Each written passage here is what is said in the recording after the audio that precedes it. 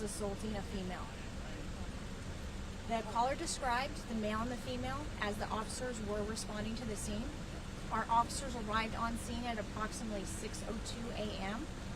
Our officers were able to make contact with the male and the female that were described in the call.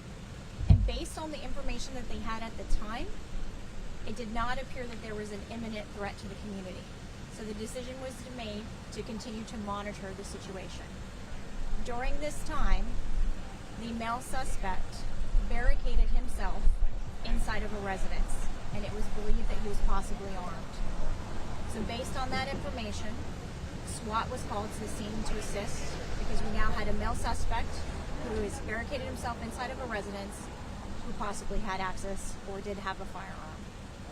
SWAT arrived on scene along with our hostage negotiators and our patrol officers, and at approximately 12:13 p.m., a shot was fired from inside the residence towards the area where our SWAT vehicle was parked.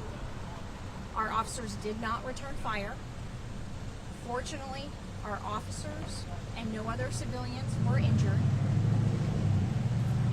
Our hostage negotiators attempted to make contact with the male suspect that was inside, and thankfully, with the assistance of hostage negotiators, our SWAT officers, our patrol officers on scene, the male suspect exited the residence without further incident. We are very, very fortunate that no one was injured here today. The male suspect is now in custody. He's being charged with felon in possession of a firearm, family violence, and there's other charges that possibly are pending based on what occurred here today. Now, please keep in mind, this is preliminary information. As this investigation continues, the facts as we know them now may change. We are asking that if anybody has any information regarding this incident, to please call our aggravated assault unit at 512-974-4254, or you can submit a tip anonymously through the Capital Area Crime Stoppers, and I will open it up for any questions. Excuse me. I saw that a home squad was out here. Tell us why. They also come with our SWAT unit to assist. So whenever there is a potential for violence, we take all the precautionary measures. So we will call our bomb squad, our SWAT, our hostage negotiators. Also, we'll make sure we have our patrol officers because we remain vigilant about protecting and keeping our community safe.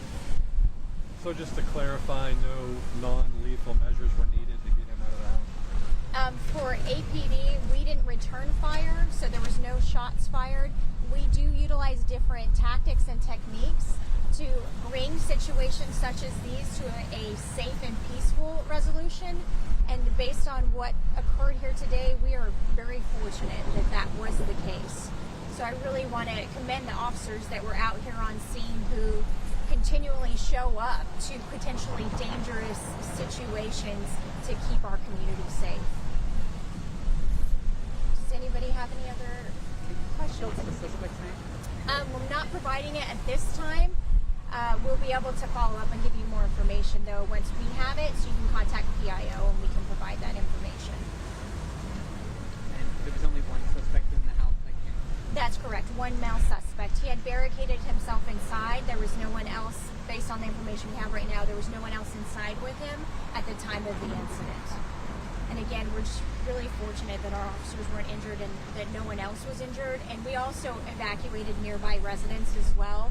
Anytime that we think that there's a possible firearm or we have a situation where someone actually shoots from inside of a residence out into the community or towards the direction of our officers, we want to take all measures to ensure everyone's safety. And so I'm assuming now the scene has been completely cleared and people have been able to return to their homes. Yes, we've opened up the roadways. We're clearing the scene. Of course, this investigation continues. So we do have our aggravated assault detectives out here, our subject matter experts, to determine exactly what took place. But based on preliminary information, this is what we have at this time. Is there anything further? And so earlier, whenever officers were called out this morning, I'm sorry, it was hard for me to hear because you're not mic'd up for me, but was it found that the male suspect had hit whoever in the home, that there had been violence in the home? So the information to equate to the charge for family violence was determined later on. When they initially made contact at that time, they determined there wasn't an imminent threat to the community. But of course, we take these types of instances very seriously, so they continue to monitor and assess the situation, so to determine what exactly occurred. So sometimes these things can take time before we completely understand. And again, even right now, we don't have all the information. That's why we take our time to thoroughly investigate. Thanks, guys. Thank you all. Take care. Thank you all for being here.